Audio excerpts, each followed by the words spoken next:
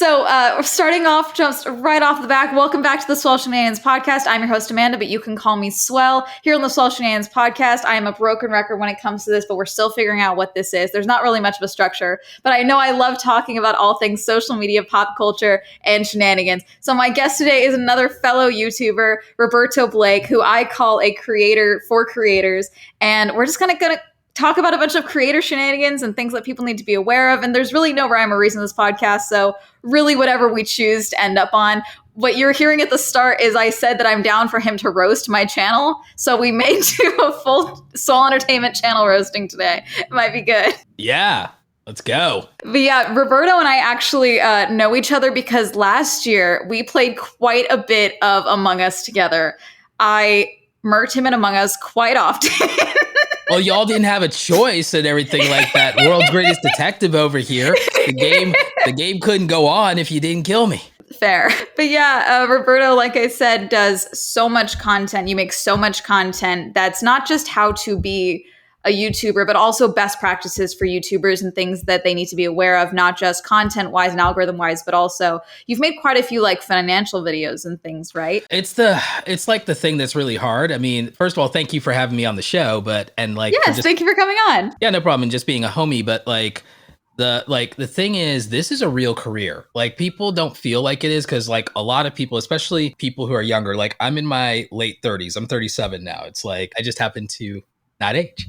That's me, right? That's what happens when you win Mortal Kombat. But the thing about it is, yeah, I've got jokes. So the thing about it is, this is a real career, but unlike careers that have existed for like 50 to 500 to 5,000 years, there's not a good enough playbook for all of this. And what people reduce the playbook down to is, oh, I want to grow an audience. Oh, how do I like film or edit this and they stop at the functional ability to make content and then the result that they want being growing an audience. And then they don't treat it like the rest of a real career. Whereas everybody else, if you go out and you become a doctor, you become a lawyer, you become a teacher, people are going to talk to you about your future. They're going to talk to you about what climbing the ladder looks like. They're going to talk to you about your 401k and your pension. They're going to talk to you about an exit or retirement plan or next steps. They're going to talk to you about how to properly invest in your career. If you go and you become a doctor, there's more training, there's seminars to go to, there's things like that. We as content creators, we as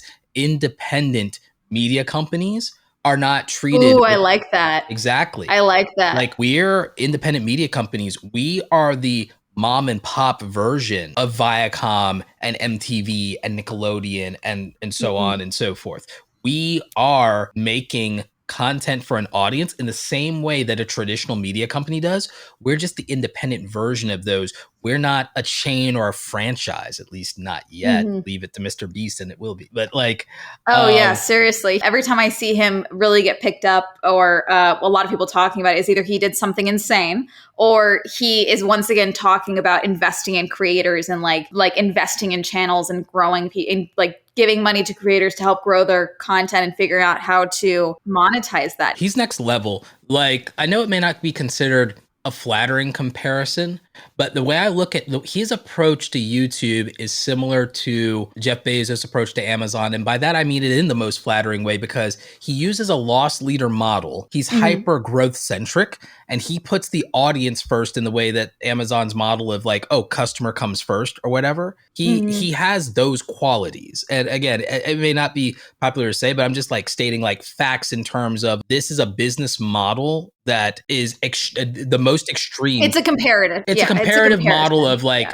here are two examples of what going to an extreme is in business and having literally the same results of it's impossible to compete with you. Like, this is how you take the market by storm.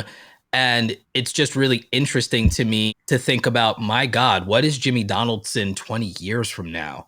That's crazy to think about. Something you mentioned earlier was about, one, I love the independent media companies because that's something I always talk about with Swell Entertainment and now with Swell Shenanigans. I would love for this to become something, I always say legitimate, but I mean, I guess it kind of is now. Legitimate. Like, you're a full-time creator. Yes, I am. DC, the thing is, it's hard to get like the traditional people to take us seriously because we've been conditioned and we've been conditioned by the earliest social media content creators and influencers to think that the answer is to not take ourselves seriously. And again, they largely did that so that the audience feels a connection to them and feels like they can do it too and all this stuff. But it's like, this is really hard. It's very rare to be successful, but that doesn't make it luck. Rarity is not the same thing as luck. You know, I say that in Twitter all the time. Mm-hmm. And the thing is, it's hard to get people to take you seriously if you don't take yourself seriously. It's hard to fight for legitimacy with the institutions and the establishment media when we think that we're playing around, or we say that we're playing around, and we know how hard it actually is, but we try to like not take ourselves seriously or not look like we're taking ourselves seriously. I actually want to try to change that in our culture, because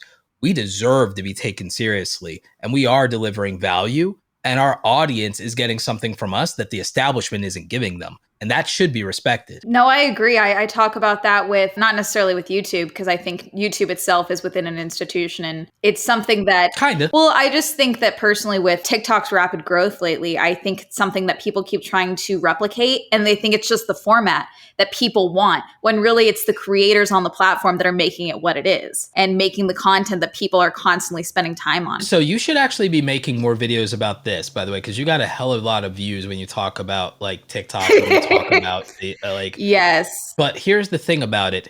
It's both. It's both the ubiquity of the format and style.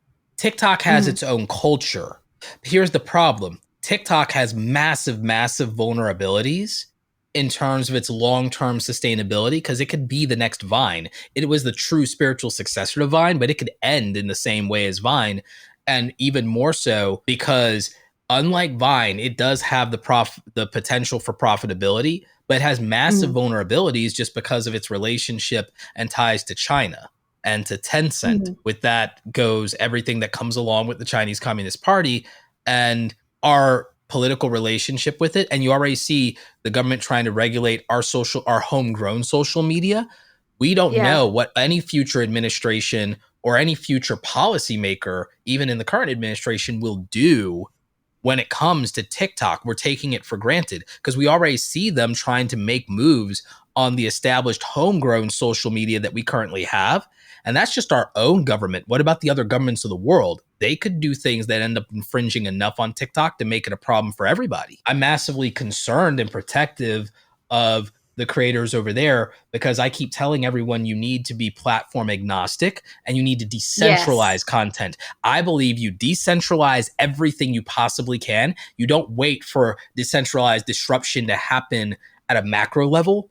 You do it yourself so that you're just less vulnerable to having all your eggs in any one basket. That's my thought on it. No, I agree. Especially, I was talking about this with my dad the other day, because he's actually another content creator. We just don't meld paths all that often. But we were talking about how I was like, because I own swellentertainment.com, but I don't really have it set up. But after Instagram went down and all of that, Instagram is definitely not one of my biggest platforms, but it really just made me think, I do want a spot for all those photos that isn't just reliant on Facebook and isn't reliant on Instagram. And the same goes with YouTube videos. Like, I really do think that owning your own content and having a platform where all your content is valuable. And that's something that I think the original bloggers, like the original people owning their own blogs, had going that was right, like a good idea that just has not transferred over quite yet to the content creator space. It's because the centralization of content and saying, I want to focus on one platform and I want to put my energy into the place where I'm getting big and I want to go as big as I can. That's where the TikTokers are, because of the fast, rapid virality being attractive. And then it's like, well, that's where my people are, so that's where I'm going to be. Same thing with YouTube. Oh, that's where my people are, so that's where I'm going to be. But it makes you vulnerable and it makes you beholden, and it means that if something happens to your platform there, you don't exist anymore and your body of work is gone. And that's too scary. That's too much anxiety for me. Yeah, absolutely. My imposter syndrome, I've just accepted, is like, that's always going to be there. I always joke, like, you guys could hate me tomorrow. Like, something that what you said in your opening that made me think of this was not the legitimate, I'm messing up my words, but you're fine. The creator economy is still fairly new, and being a full-time creator is still fairly new.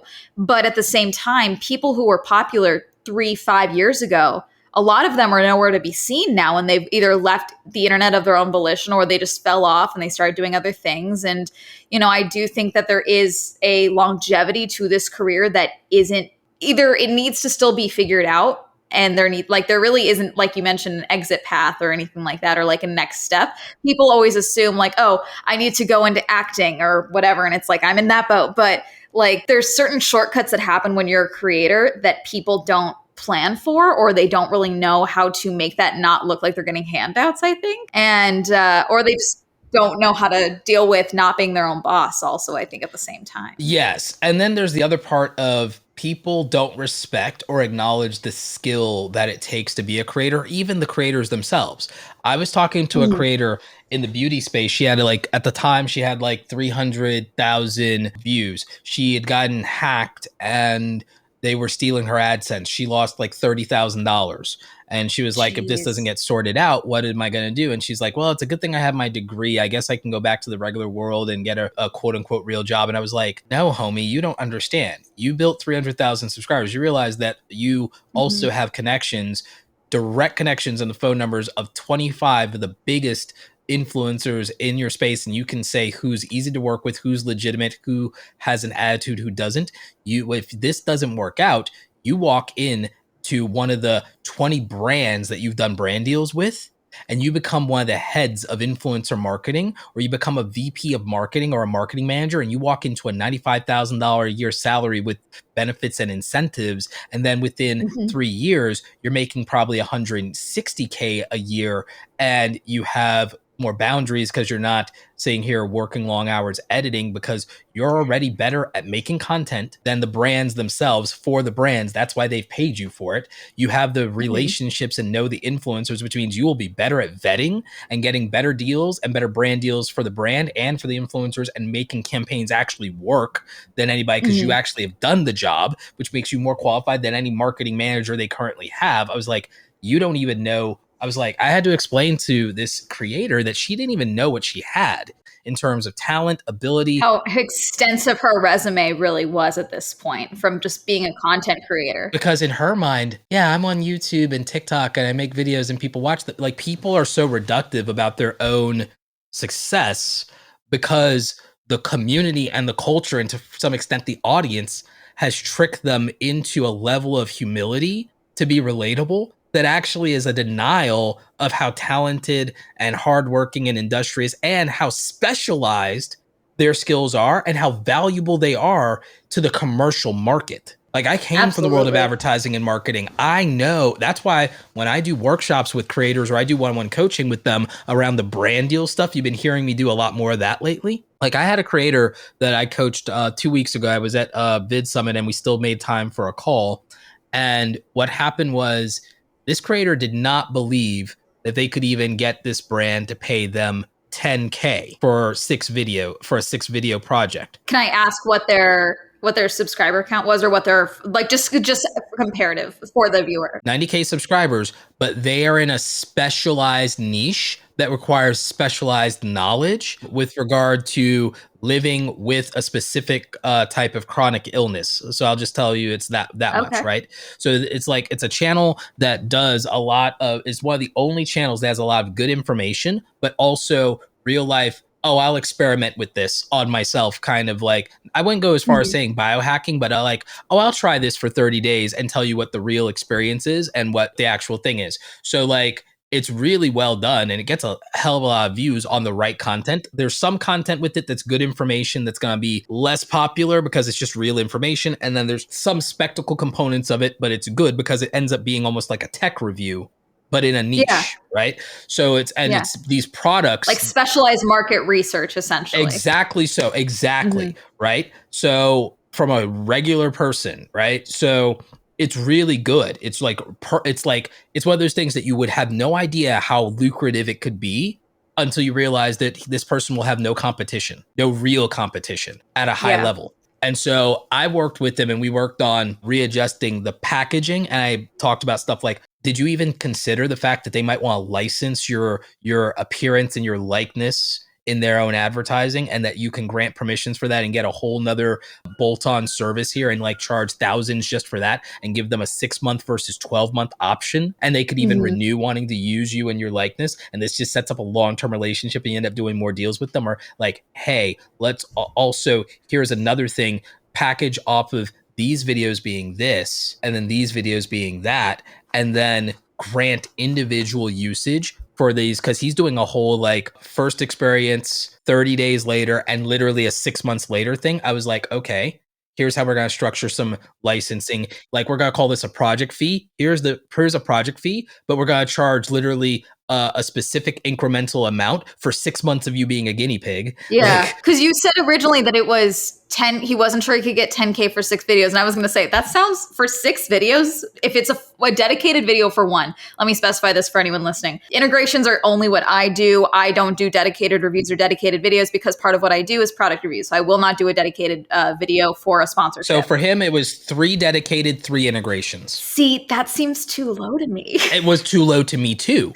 Okay, good. Okay, I wanted to make sure we were on the same page. I was like, that watch what really happens. low. It ended up being, I restructured the package and I was like, how would you, like, this is going to be 35K, but it's itemized. And I restructured it for him. And I said, here's how you're going to be able to justify 35K. When I broke it down, he's like, the breakdown makes sense, but the number was so terrifying to him. I was like, look, if I'm wrong, you were like trepid and like would have been happy to get 10K because for you, that's a lot of money. And like, if I'm wrong, you get like 20K because they're not going to haggle you down from 35 to less than 20 if we come in at 35. And so like they gave him the 35 without even haggling. And then it expanded into a conversation where there's another 20K on the table. See, this is what happens when you gotta one, know your worth as a creator, but also you gotta be up to date and aware of honestly what the current climate is for sponsorships and brand deals and all of that. Something that I wanted to bring up with you. One, that's amazing that you were able to help him break this down and all of that. That's incredible because last year when my channel blew up in February of 2020, I was marked as like a creator on the rise or whatever. So within the span of 2 months, I got rapid fire emails and all this stuff from MCNs, managers, all these companies trying to get me to sign with them before I got blown up. And I knew going in, I was like, okay, I'm not signing anything, but I want to know what they want from me. And so I took every single phone call I could get. And the first thing I did when I got on the call was say, they would have, because the first thing every single one of them was like, so why don't you tell me a little bit about yourself as a creator? And I said, I would cut them off and I would just say very politely and calmly, like, well, actually, I would really like to know what it was about me that made you want to reach out. And that just totally changes the tone of the conversation. But what I realized very quickly was there are companies that are creator focused and companies that are brand focused. And sure, when you're a company that's working with brands for creators, you want to make sure you're delivering on value and also you're getting your cut. But at the same time, it's like, okay, I know that I'm never going to be able to get any form of, I don't want to say attention's not the right word, but like, I know I'm just going to be like a name on a list to them versus like, oh, this is a creator that we're working with. Something that floored me was the amount of people that I spoke to who were seemingly caught off guard that I knew what I was kind of talking about. Like, sure, there's things that I'm not going to pretend to be an expert in social media, but I'm terminally online. And so before everything blew up, like I was doing research and I was doing what I could to be a good content creator and all that. But the fact that so many of them were like throwing numbers at me and I wasn't like rolling over and showing my ass or anything for them, like they were caught off guard. They were like, oh, wow, you seem to know what you're talking about. And some of them blatantly said like, oh, you'd be surprised how many people we offer this to. And they just get so excited because they're getting paid for their hobbies.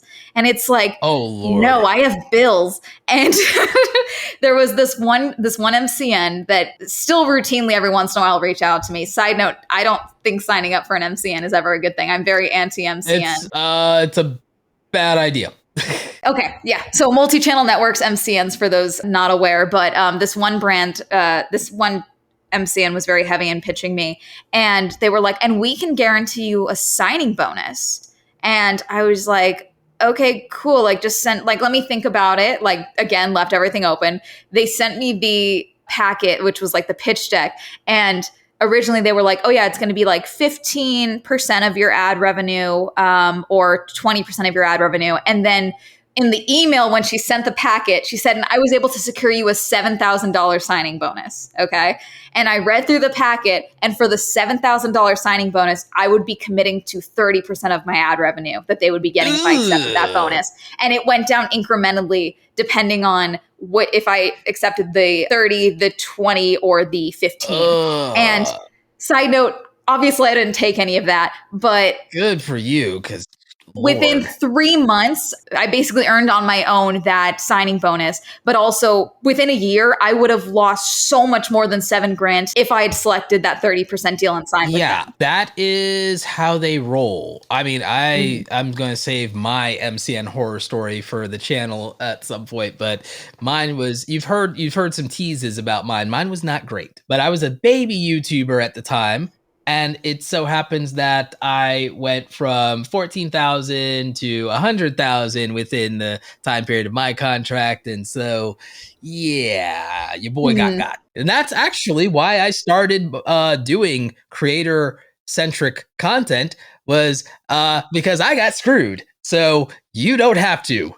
Yeah, my current manager, I actually called him my not manager for the entirety of 2020 because he was one of the few people who had reached out to me who made it clear that he had actually watched my content and was like familiar with it. Because one thing that I asked all of these phone calls, I said, does it make you at all concerned with getting me brand deals that I cover products that are sponsored products? Does that make you concerned? And so many people were caught off guard because they had no idea that was a large swath of my content. I was like, okay, cool. You haven't done the bare minimum research on my channel. Lord. But he was the only one who was aware of this. And like, he was like, oh no, I'm not worried at all. You'd be surprised and all this stuff, and talked. And I made it clear like, hey, I'm not signing, but I was very interested in what he had to say and just clicked really well, really early on. And then when I said, hey, I'm not going to sign, but thank you so much for talking with me and for reaching out. And he just said, okay, I'm going to give you an offer. It's a 0-100% deal. So basically, it was just like a no contract managing situation where anytime he had openings in brand deals, he would reach out to me, see if I was interested in, and then he would take 10% if I did agree to the deal. We did that for about a year. 10 to 20% is standard industry best practices. Yes. Anything more than that, you are being ripped off. Stop it. With very rare exceptions, because if it's a talent company that, like an old school talent agency, one of your bigger ones, like the big boys, they can do 25, 30. UTA, WME, all of those. Yes, yeah. Those, now again, standard is usually 20, 25 at that point. But if it goes to 30, it usually involves them doing other things for you. If you're trying to do things, for example, like because it depends on what type of talent you are, because if you have the option for public speaking and book deals, then things change. And there's a lot they can do for you. But it can get to 20 to 30 at some places, just depending on what we're talking about. But a good median to look at is like that nice like 20 sweet spot. If it's above 20 and they're not substantial and bringing a lot to the table, then yeah, you got to worry. But with him, he was the only person who, one, routinely checked in with me. He was routinely watching my videos and reaching out to me to talk about what he liked about my videos and all of that. And he also was the only one, like any brand deals I was able to negotiate on my own were not reaching the amount of money that he was securing for me when he did brand deals for me. And so when he said, hey, in January, I'm signing with a select talent management group. So we either need to make this official or I can't like help you with these brand deals anymore. We did a full on conversation, broke everything down, and just made a conclusion. At the end of the day, he was the only person who had reached out to me who actually seemed interested in my career and what I could become as a creator, but also he was the only one who kept every single word he made. And that's not common in any industry, but especially not in the creator and the entertainment industry. I would say it among the people who actually deliver, keep their word, right? And it's like, and they won't always be the big well-known names or be flashy or any of that stuff, but like the people who are like genuine, it feels like they're rare, but you'll find that they're the ones who stick around and have longevity careers.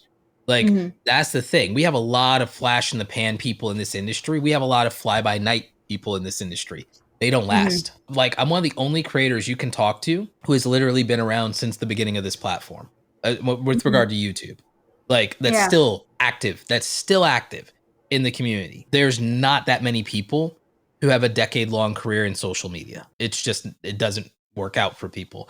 But I would like to make it normal because it can be. It can be a decade or decades-long career. Mhm. But the thing is, the people have to know how to, one, stick it out for those first 3 to 5 years that are really, really rough at the beginning.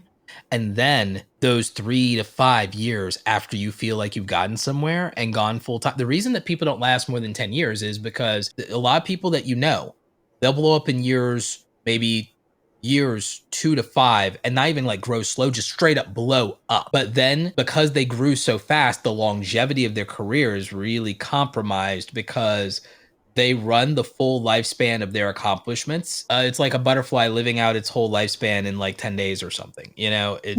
It's very much that, because they're basically speed running an entire career. Yeah, it's hard to celebrate the milestones when you feel like you've passed them all rapidly and you didn't get to enjoy them. And some people, they blow up and burn out immediately. I won't name names, but like people who like get 1 million in a year or two, it's hard for them year 3 and 4. And they don't have the same growth, or they find that they can't maintain it. And they find that they never had an adjustment period for the lifestyle and for the attention and and they never had a mental barometer for, can I sustain hitting any of this? And the answer to that is no. And you shouldn't try. Like Mr. Beast is an exception, not a rule. Like, no one should have a grow or die or grow at all cost mentality, especially if they rapidly succeed. They should expect not a ramp up, but a ramp down, because they've never given themselves an adjustment period. Also, for listeners with Mr. Beast, because I see a lot of people in my comment sections when I make tweets in passing about creators and things like that, when people bring up Mr. Beast, he has a full team and company behind him. It's 50 to 100 people and growing. They were hiring at BidSummit. Mhm. It's about 50 full-time staffers, and they have in the entire God, I wish I could have been a fly on the wall for that recruiter meeting. God, I wish I could have seen that. They had a job. They basically set up their own job fair. The Mr. Beast crew set Oh, up that's brilliant. Yeah, it's like, because BidSummit is for serious creators. The tickets are very expensive, so it Mhm. literally is, you're serious or you're not, because this is like, BidSummit is an industry conference for us. It's not a fan fest like VidCon. VidCon and Playlist used to have, they still represent the industry, but they still are more of a PR play. BidSummit is an industry insider play. VidSummit is a creator seminar setup, and with where they don't take your credit card at the back of the room and all of your money.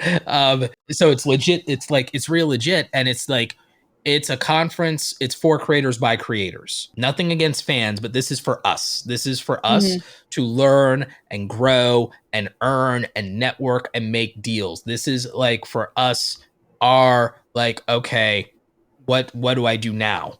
Like, this is where we go when we want that answer. Actionable advice is what BidSummit really gives to creators. Accurate, actionable advice. Yeah, I can speak to a lot of its legitimacy, not just because like my friends like are owners and founders of it and everything, because I'm friends with Sean Doris, I'm friends with Daryl Eves, I'm friends with Holiday, and I have a good relationship with Mr. Beast. And so what I would say is, he's so nice. He's very generous. He's very kind. He always makes time for people without a second thought. And the thing that I would say is this, is that I can say good things about this conference, even if it wasn't my friend's conference, because it's one of the only places that I can go to. And I say this modestly. It's one of the only places I can go to and not be the smartest person in the room. And I don't say that to brag. I say that to say that when you reach a certain point in your career, when you're over 100,000 subscribers, you run out of rooms where you're not the one that everyone is trying to get something from. And you've experienced this, because like, a lot of people are smaller creators than you. So it's like they look up to you. They have questions for you. Where do you go when you need, I'm still surprised I have. Okay. I think the thing that gets me, because I blew up. Literally, I was in San Francisco for a UFO convention for coverage. I was alone in my hotel room, calling my dad, freaking out because my video was going viral and I suddenly had 10,000 followers. I was freaking out. And then I fly home, and then 2 days later, San Francisco locked down from the pandemic. So the entirety of my career as a full-time creator has been during a global pandemic. So I'm still like You navigating don't all of know what this. normal is. Yeah. Yeah. Yes. No, that'll be the other thing that's interested is when the COVID bump and the COVID dump is all over and done with. Well, what's the reacclimation for that in our industry? That'll be interesting. That'll be very Yeah. interesting. I've been trying to prepare people because some people, they've seen their numbers go down now that some Mhm. stuff is reopened and stuff like that. And they were freaking out. And I'm like, you've never had normal. So like, don't worry about it. Yeah, because like I've been to VidCon oh gosh, only 2 times. And then I was supposed to go last year. Obviously, that got canceled early. And then I was going to go this year. And I was so excited for my first real VidCon as like a creator. And then it got Oh, canceled. But speaking yeah. of BidSummit, like, how do you think it was really affected by COVID or not? This Or like, year, no. how was it? No, not at all. This year, no, sold out. That's awesome though. Yeah, no, it was great. And the thing is, Yeah. it was, but also the one thing that was affected by it was it ended up becoming a family reunion, is what it ended up becoming for those of us who were alumni. For like some of the newcomers, I think some of the newcomers thought we were cliquey, but what it really was is like BidSummit has never been cliquey, but it's been like 2 years since people saw each other, and it's been a Mhm. rough 2 years for a lot of people.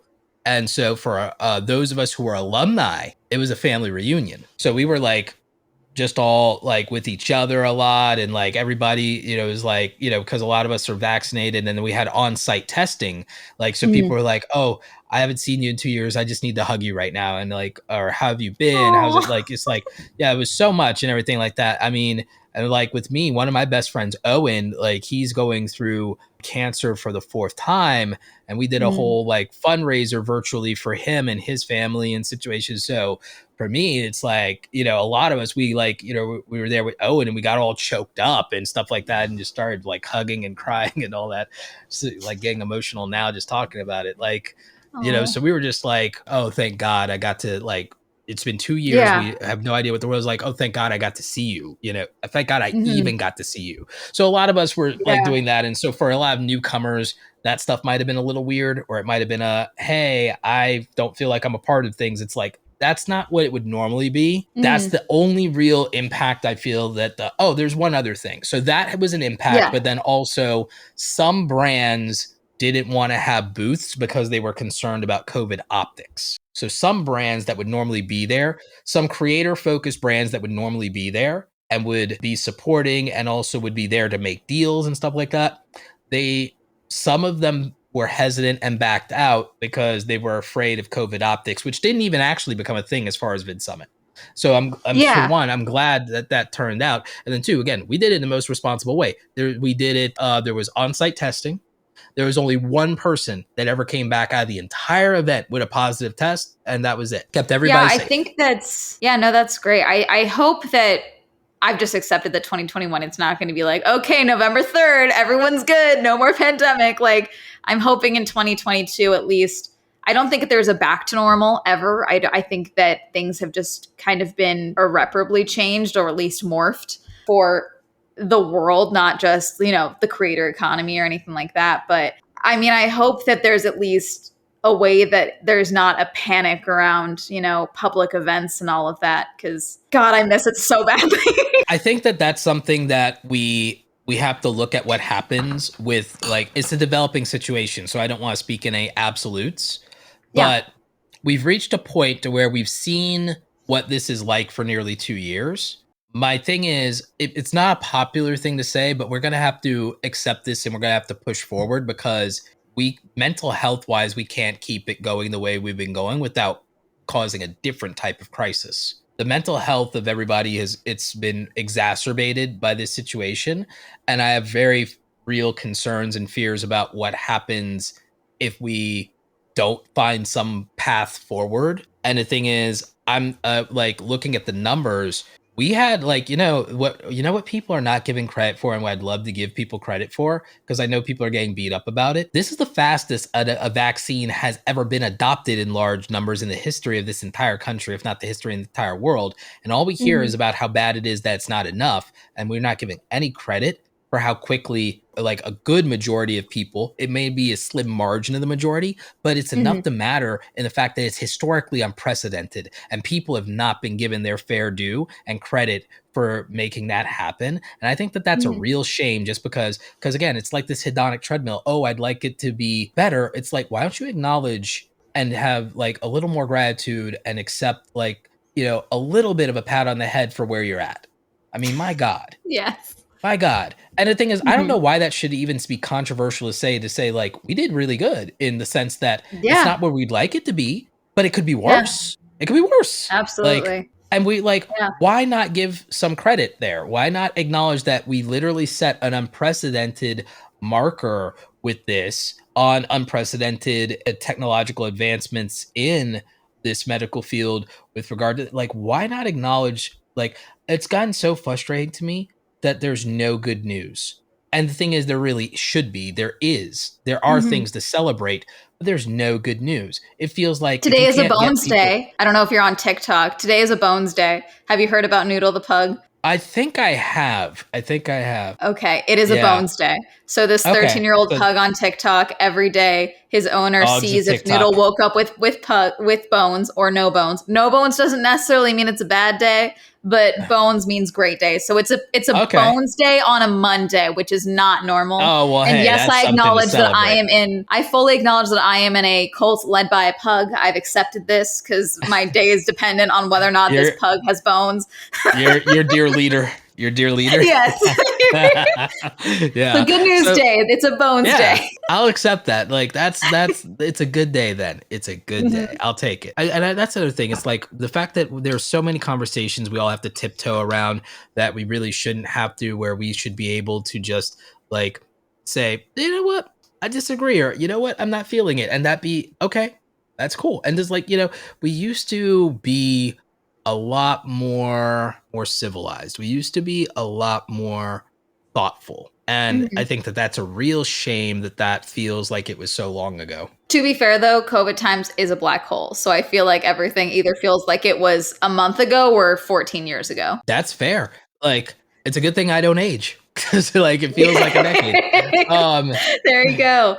so yeah, But like yeah, but I did just want to get back on. The Swell Shenanigans podcast is Team Get Vaccinated. Two people in my family got COVID, and the only reason I didn't get it was because I wore a mask and was vaccinated. Did not right get the on. Delta variant. So everyone get vaccinated. Feel free to unsubscribe from this podcast if you disagree.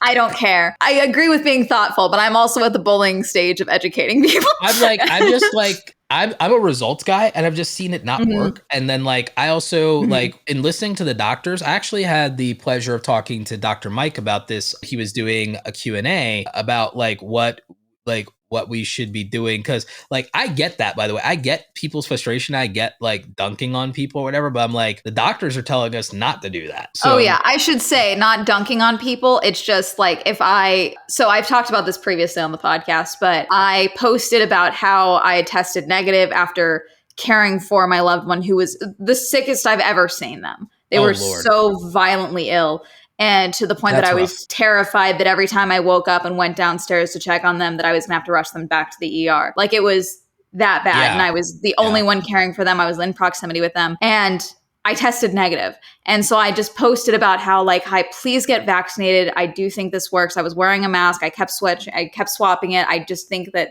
we just need to buckle down and get through this. And I just Yeah. got several people who I never mentioned any presidential candidates. I didn't mention That's anything. always fun, And right? Always fun. suddenly I am pushing the Biden agenda. I am pushing my Oh non-scientific Lord. facts. And I just blocked on site. That's what I mean Oh, by bullying. I'm just I done. generously. So I don't consider blocking bullying, and I don't consider Okay. blocking censorship. So like when Okay. I say bullying, I mean I'm like for real. I've seen some bullying. Like No, I'm not posting anyone's screen names and being like, look at this idiot. I'm not doing that. I'm not using my there's platform people. to dogpile. Yeah. We've seen Yeah. people who like I've been like disappointed in like influencers that I see do that kind of thing. But I mean, I'm disappointed in people who don't take things seriously or don't like do things that are safe. But at the same time, I'm like, you can't parent people and you can't force people to do what you think is the right thing. That gets us to a dark place real damn quick. But we're in a dark place as it is. Yeah, I think throughout this entire last 2 years, if anything, I've just learned that you really, because at the start of the pandemic, I was working as a barista and Yeah, I I just remember. saw some horrific treatment that I experienced, my coworkers God. experienced. I had someone go on a 3-week-long crusade because I asked him and his wife to pull their masks up while they were ordering. That was it. Trying to get me Jesus. fired. Contacted several different locations of my company trying to get me fired. See, that's exactly what I'm talking about. It's like, that is an extreme overreaction to a very simple request. You know, it's like, my Lord, that's ridiculous. See, like, and that's the thing that bothers me is I don't like how extreme everything has gotten in the world. And social media is like, because it ties back to even what we're talking about with like our industry, right? And one of the things I love about our industry is that there are things I think we get better than the traditional media in a lot of ways. But then there are times when I feel like we're falling into some of this. Can I ask for an example, or just like what you mean by that? For one thing, I think that with regard to the traditional media, that often they end up being beholden to their parent company or aligned interest, and they are not good at declaring their biases. And often they're not good at declaring their conflicts of financial interest. Primary example, whenever the media covers social media platforms or social media influencers, they never disclose the conflict of interest that they're talking about their direct competition for ad dollars. Every large creator that they talk about and every large platform is literally a direct competitor for a substantial amount of money with regard to advertising dollars. They have a vested interest in seeing negative perception about their competitor. And there is no disclosure at the top of the fold or at the top of the hour where they just admit that they have an interest and that's a conflict or that it represents bias. There's none of that.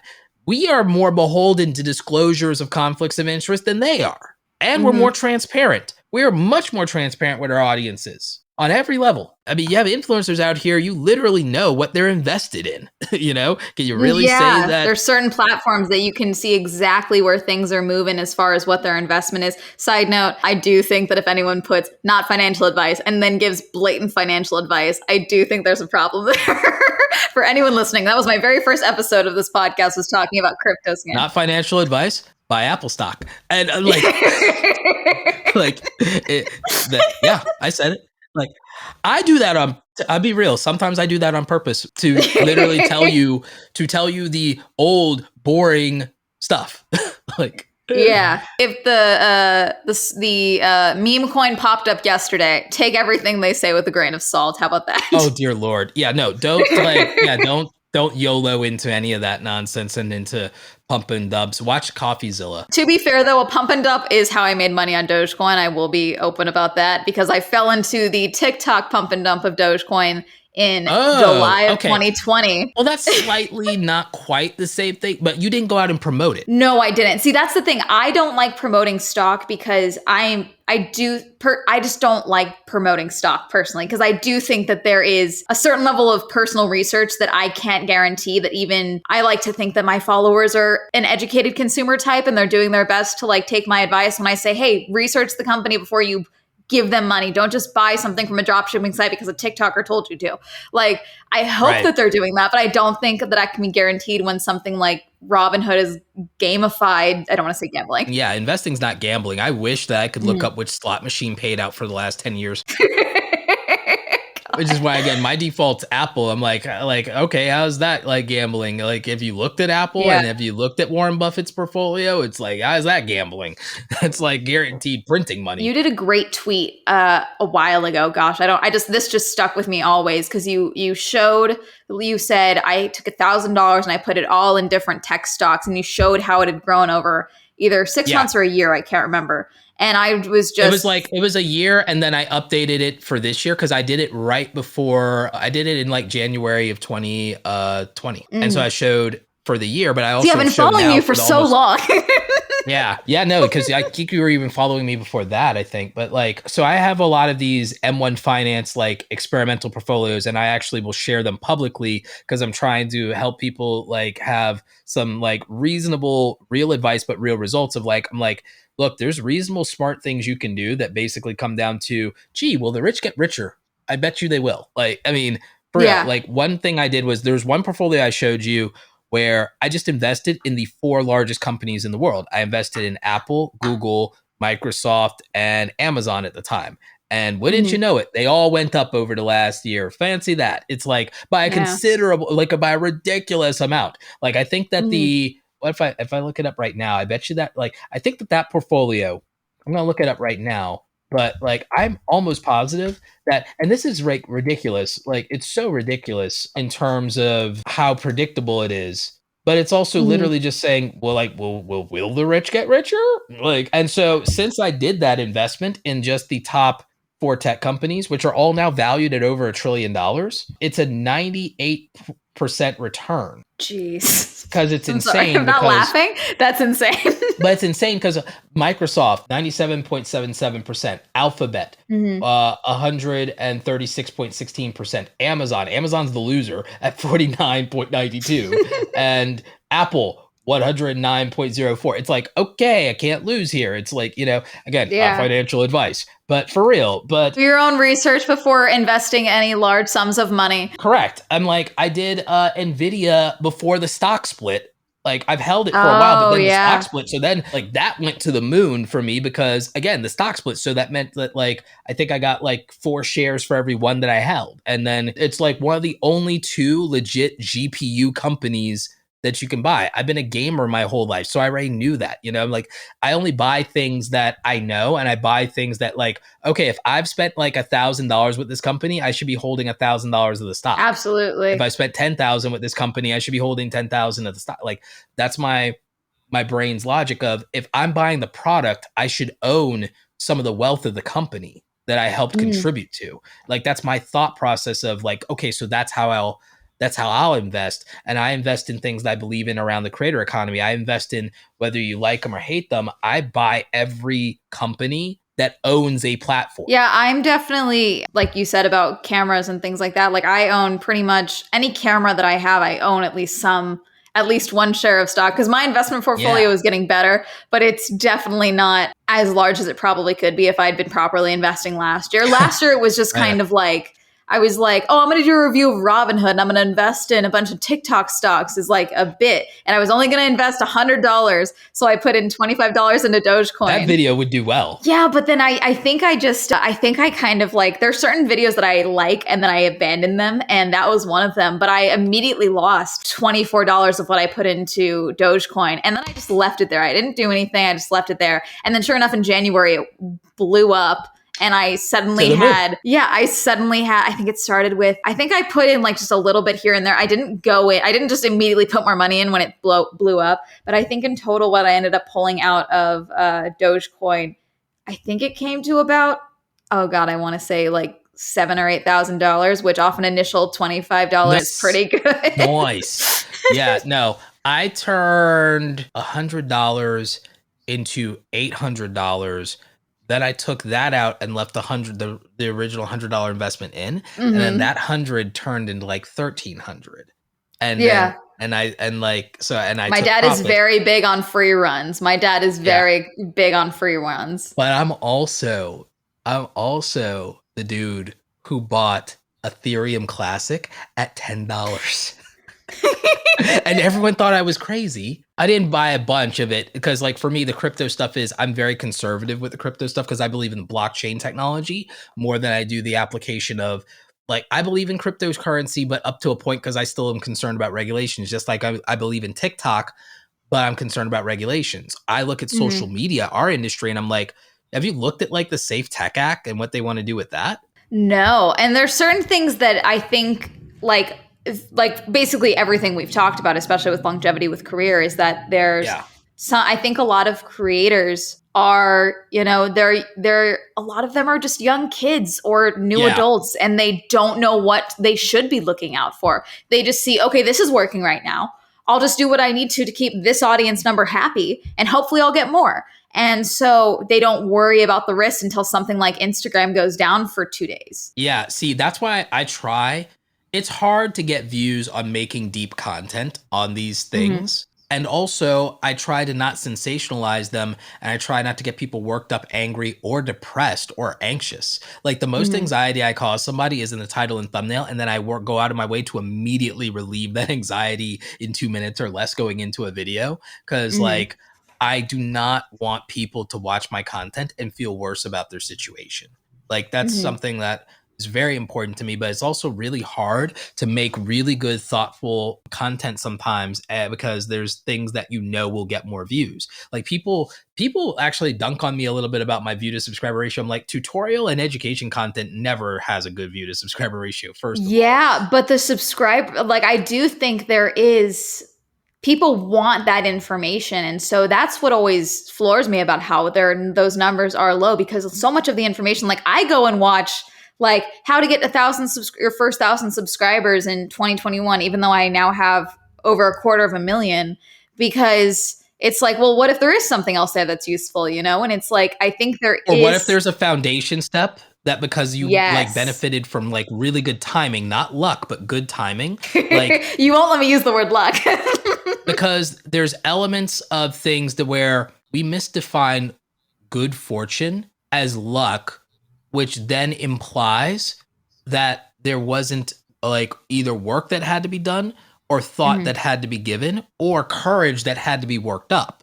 So like, I don't like the word luck because I find it too reductive and it's not nuanced enough for me, because what we're usually trying to say is that somebody was very fortunate or that somebody had an outcome that's rarefied, but we're diminishing it too much when we say luck. And that's not in like an ego trip play or trying to turn everybody into some unsung genius. It's that there are enough things that you did that are outlier behavior to justify an outlier outcome in the first place. And that isn't being acknowledged if I say luck. Because like there's courage in being a weirdo is really hard, and a lot of people just opt out.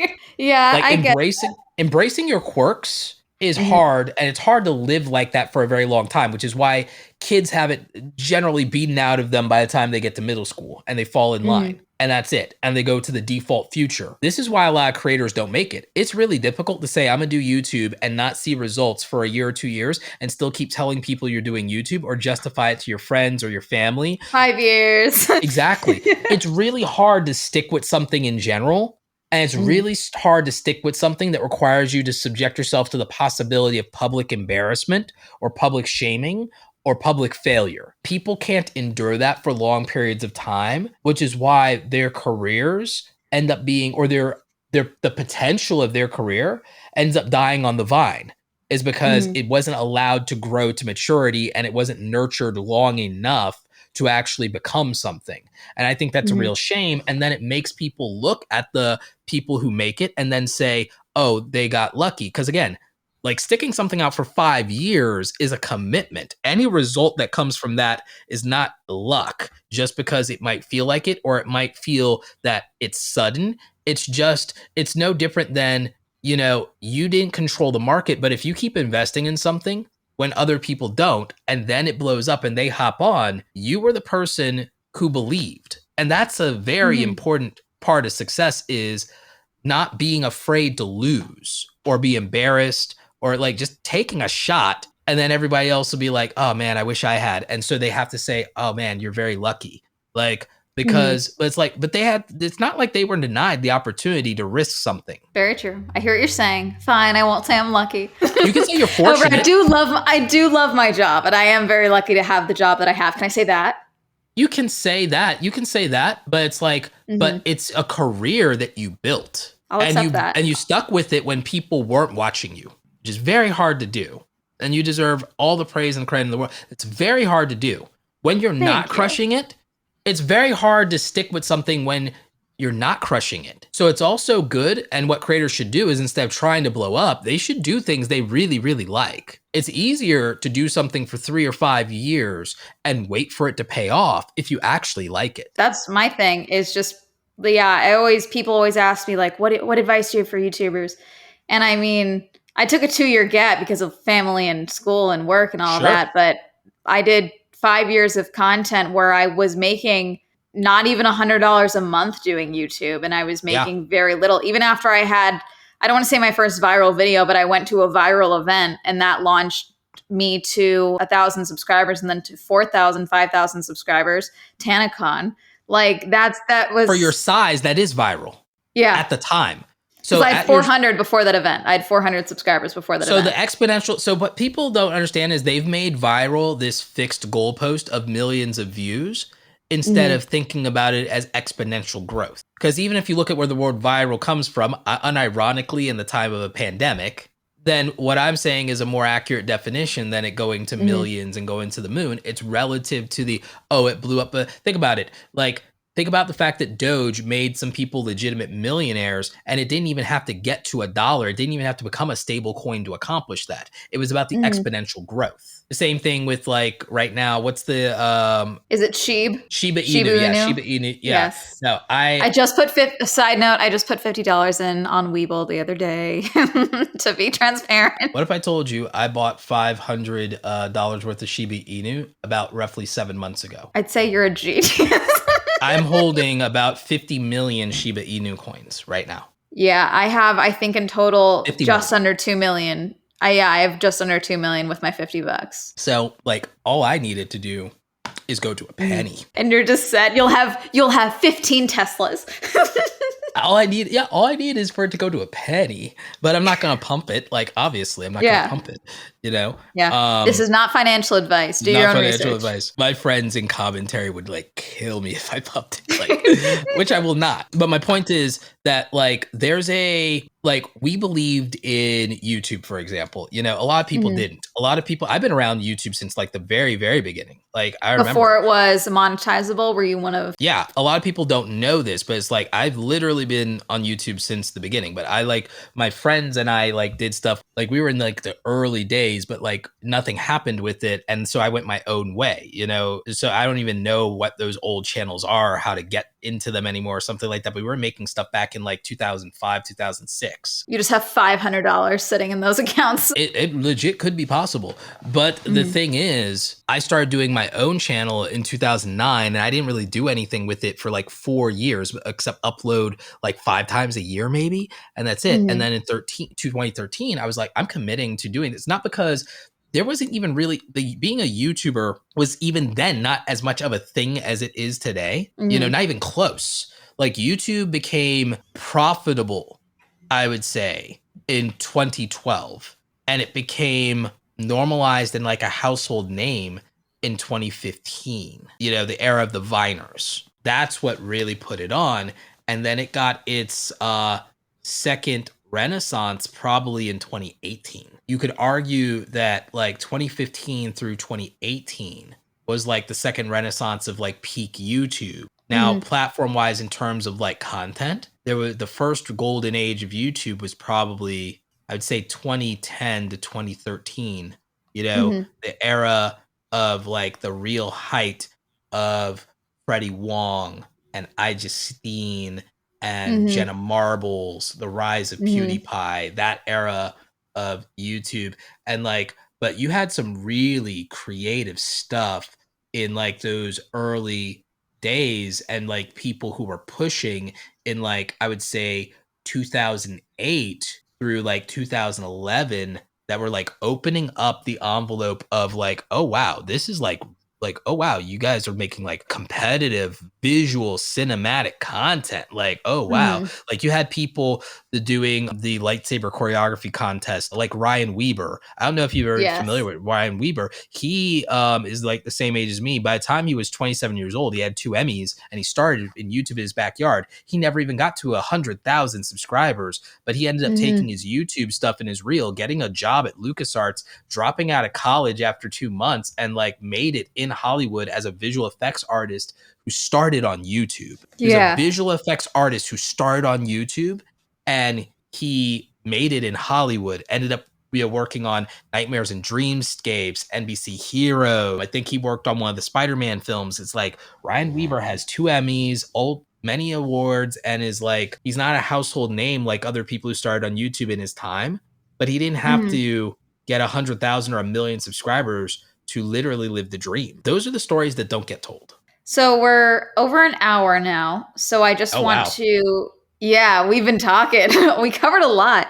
But before I forgot to give you a warning at the start because we were already talking about so much great stuff. So I just had to start hitting record. But at the very end, I'm going to ask you, because I ask all my guests to share a shenanigan of their own. And it can be Okay. literally anything. But before we Lord. do that, I do want to ask you, because you do cover, like I said, you're a creator's creator and all of that. Sure. Is there any, I don't want to say red flags, that's not the word, but is there any mistakes or concerning things that you see a lot of new creators or newly successful creators making, whether it's with their content or business wise or anything really? Over reliance on ad revenue and creator funds revenue.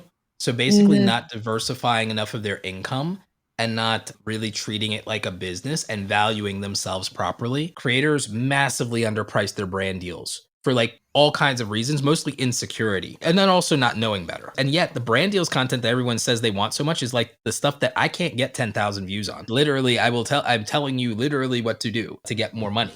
And it's the hardest thing to, but let me make a video about AdSense and I'll get like 50, 175,000 views, 50,000 views, 175,000. Let me tell you that YouTube isn't paying creators and I'll get 175,000 views. Let me tell you how to Yeah. make more money without relying on YouTube. I can't get 10,000. Like Yeah. it's so hilarious. But so it's stuff like that. It's the underpricing. It's the not believing in themselves enough to even commit to, hey, let me make something so dope that people in my audience will find $5, $10, $15 for it. They're going to Mhm. spend that money on something instead of them spending on a vending machine this month. Let me like find a way to give them something they'll actually use more than once or that they'll really like. And let me Mhm. sell it to them. People really are kind of chicken about selling because they're afraid of being criticized. And, because making the free Yeah, content. the dangerous sellout comment and all of that. It's like, oh, well, why am I selling out and all of this? Like, for example, my like I said, my dad does content, and he and I make drastically different content, which is part of the reason we don't promote Makes each other's sense. stuff. So there's no algorithm contamination or anything. I love that you know about that.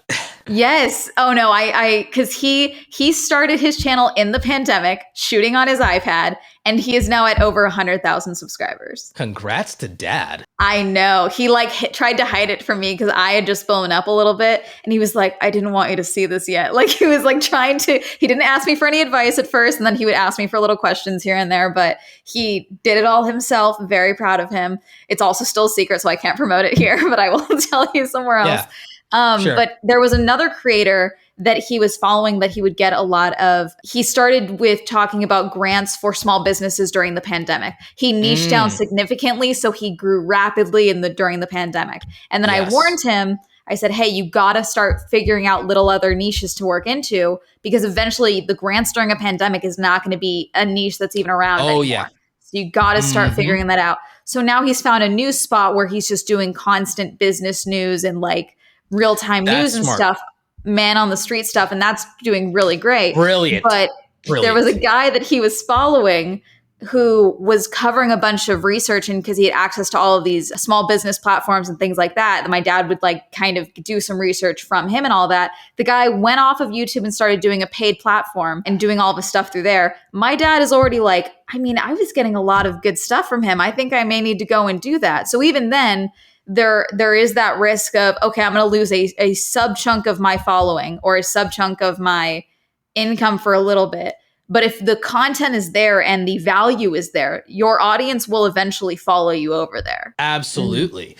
Absolutely. And it can end up being just as, if not more lucrative, to go to a smaller audience. I mean, think about it. Like, I'll give you a primary example. I share these numbers somewhat publicly. My awesome Creator Academy membership group. I have a Mm-hmm. membership group where I have like over like 50 people. Some of them were grandfathered in back from like $29 a month. It's $59 a month as of the making of this video. All right. Mm-hmm. This is not a sales pitch, by the way. I'm doing math. I'm going to show you math. It's like the membership recurring monthly income of that is over like $3,000. Mm-hmm. And the ad revenue at a high CPM rate, because I don't upload as much as I used to, is equivalent to that. So like uploading a couple of videos a month to my YouTube channel and making very significant ad revenue, because I don't get like 1 million views a month, but I make 3 to 4,000 a month off of making like 250,000 views to like 300, 350, 500,000 views. It depends. Like basically for every 100,000 views, I make $1,000 because I have like these very high RPM and CPM rates. I'll tell you mine if you tell me yours. I can tell you usually my average RPM across the channel is like $13 RPM. However, on some of my videos, I have like a $40 RPM on some of my videos. Like very rare. And I have like a $20 RPM on, if I ever do like an affiliate marketing or passive income or a make money online video for creators, those videos will have like an RPM of like $20 or more. And so, yeah, so that's what mine looks like. Yeah, my RPM right now, it just went up. For a while, it was around 7 to 8. It just hit about 950 for across the channel. Nice. Considering I'm aggressively against niching down because I don't want to go insane. That's how I stave off burnout, is I literally just make videos about whatever hell I want. But I mean, also there are times where I have videos get super high CPMs or RPMs because I'm talking about a product and that company just started doing marketing. So there was a time every once in a while, FabFitFun, the 2 videos I have on that, it'll jump to like $15 to $16 for those videos. And whether those start getting a ton of views or not, I make at least $100 a month from those videos alone. Anything I do that covers software has like a $30 to $40 RPM. So really? Even when it doesn't get a lot of views, it makes so much money that it does. I look at the views, I go, it's a shame that didn't get more views, but it's not a shame because and that's on top of the fact that then a lot of it ends up also doing affiliate. So it's like, okay, I'll take less views and I'll take this really handsome check, like trade-offs. I'm like, so I stopped looking at the views at a certain point and go, I got that much for less views. I know people getting a million views that don't make nothing. I'm like, oh my God. Some of my clients are in entertainment and like gaming, and their CPMs are like, so I feel like, I'm like, oh my God, you have to make, like, if you don't make millions of views, you don't make rent. Like that pressure is like, oh. Some CPMs are super low. My CPM is surprisingly high for some of the content that I make, considering a lot of it is entertainment related. The way you're doing it, I'm not shocked. Oh, okay. The way you're doing it, yeah, I'm not shocked. I'll tell you offline, it'll make perfect sense. Okay. Yeah, no, but I've seen a common CPM. Every time I talk about like RPM or CPM, people are like, oh, isn't the normal $4.36? I'm like, I don't think there's a normal across YouTube. I think across niches, there's consistencies. So one of the things I teach is I actually have collected so much information and data from so many creators. I've had access to like their dashboard and stuff like that. And people DM me and share data with me, or even in interviews like this. Oh, we got data. Like we did. Yes. So like I know categorically the ranges, the bottom and tops and the averages.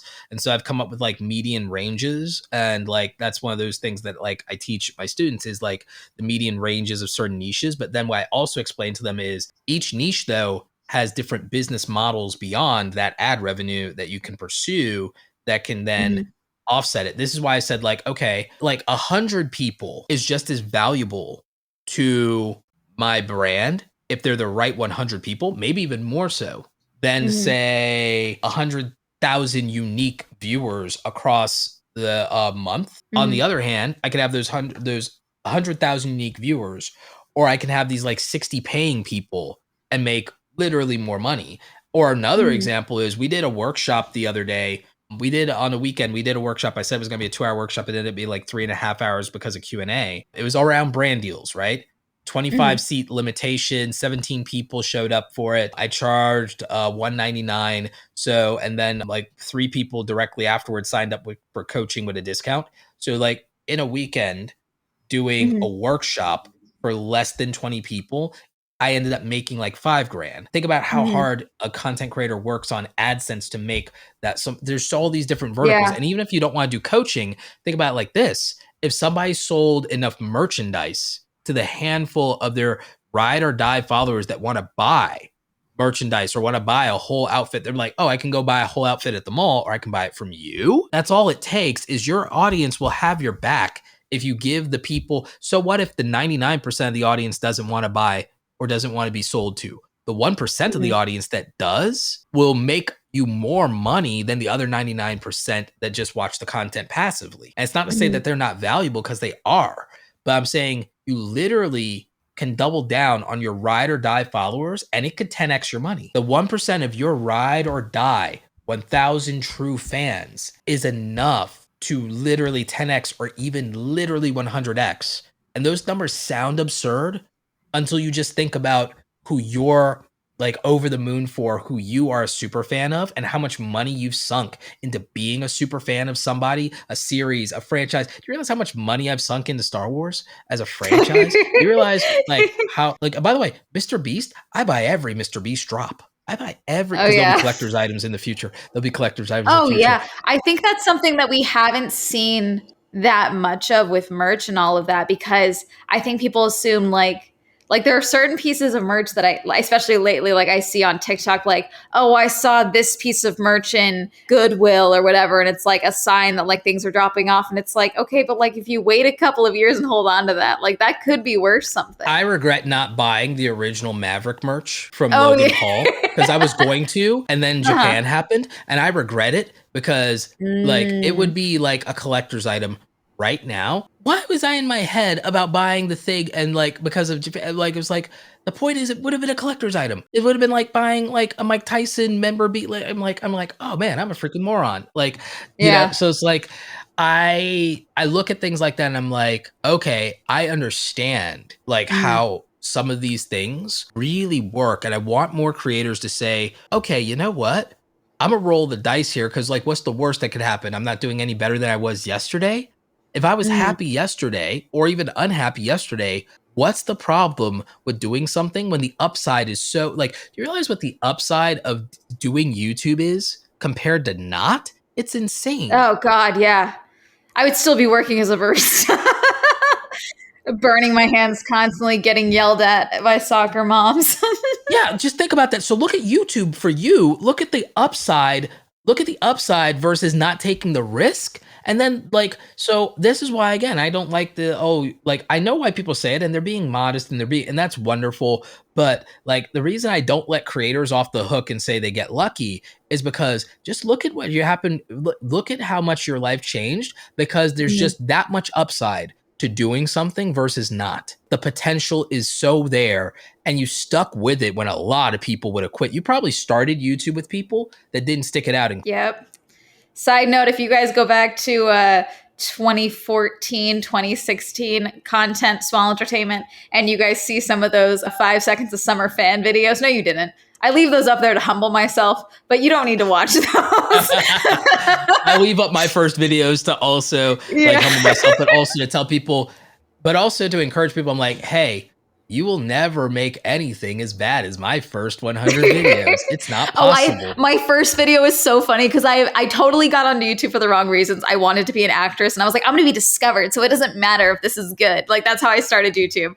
But quickly got out of it, quickly realized I actually love making videos and content and all of that, and pursued film in school and all of that. But in my very first video, I clearly have no idea how to use my editing software, and it's just iMovie. But like, I'm like, okay, let's get started. And then I look away, and then I turn back and start talking again. And I didn't know how to cut out the gap.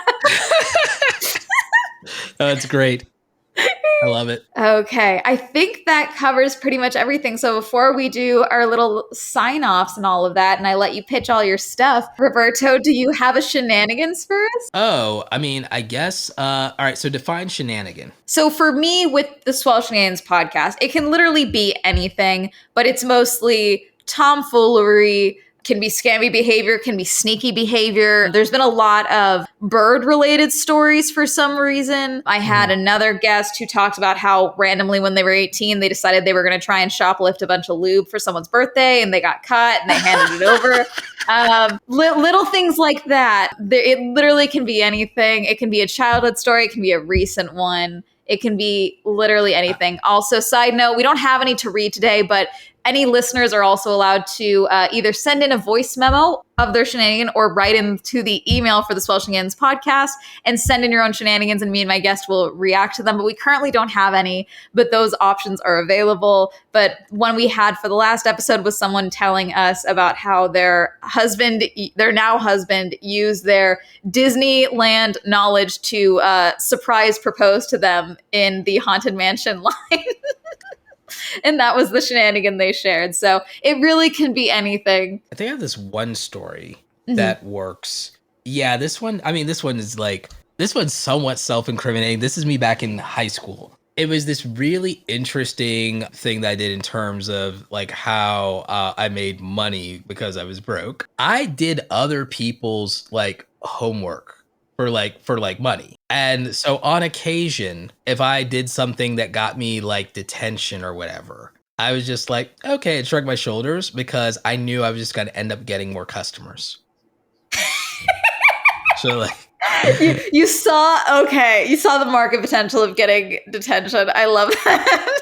Yeah, so it's like I saw the upside. I optimized everything. I'm a true gamer. I min-max everything. I'm a true gamer. I'm like so I was like, okay, cool. I ended up realizing that it's like individual homework assignments are one thing, book reports are another. And I was one of the only people who read in high school. So that's great for me. So like I was like, I actually read The Hobbit more than once. This is perfect. Like, so it was a very lucrative enterprise. You figured out how to scale your business to start providing a higher value product to maximize your return. Yeah, to the market. And now what do? Is I literally do content creators homework for them now. And it's like, all right, here's my notes. I did the assignment. I understood the assignment.